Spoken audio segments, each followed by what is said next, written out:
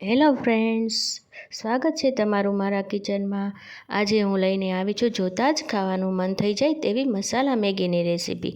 જેના માટે સૌથી પહેલાં આપણે અહીં તેલ લઈ લઈશું અને તેલ આપણું સરસ રીતે ગરમ થઈ જાય ત્યારબાદ આપણે તેમાં ડુંગળી ઉમેરી દઈશું।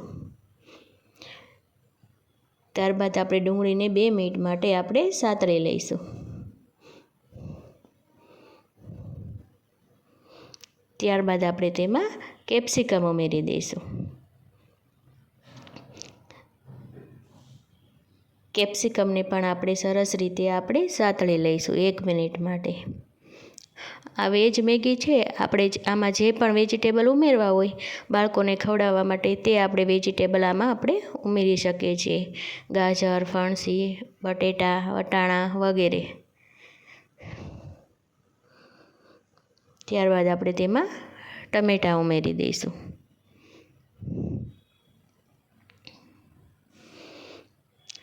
તેને પણ આપણે 1 મિનિટ માટે આપણે તેને સાતળી લઈશું જેથી તેનું કાચાપણું નીકળી જાય। આમ પણ આપણા બાળકો વેજીટેબલ તો ખાવાની ના જ પાડે છે, પણ આપણે આ રીતે ઉપયોગ કરીએ તો આપણા બાળકો હોશે હોશે ખાય છે।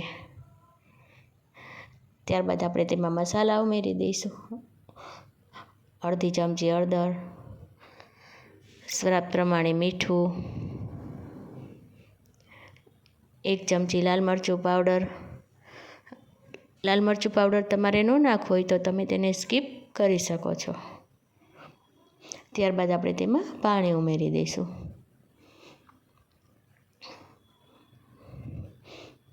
ત્યારબાદ પાણી આપણું સરસ રીતે ઉકળી જાય ત્યારબાદ આપણે તેમાં મેગી છે તે ઉમેરી દઈશું।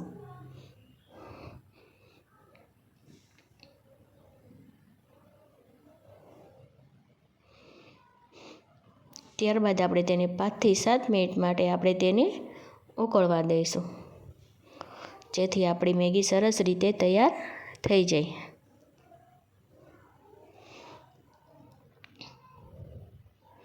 ત્યારબાદ આ રીતની તૈયાર થઈ જાય ત્યારબાદ આપણે તેમાં મેગીનો મસાલો પણ આપણે ઉમેરી દઈશું અને તેને પણ આપણે સરસ રીતે મિક્સ કરી લઈશું। ત્યારબાદ આપણે તેમાં બાફેલા બટાકા ઉમેરી દઈશું।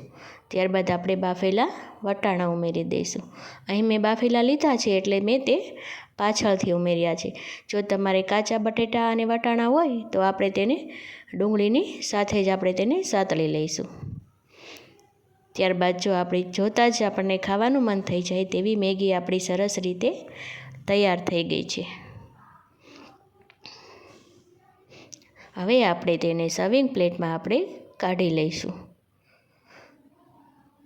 જો વિડીયો સારો લાગ્યો હોય તો લાઈક કરો, શેર કરો અને સબસ્ક્રાઈબ કરો। Bye bye.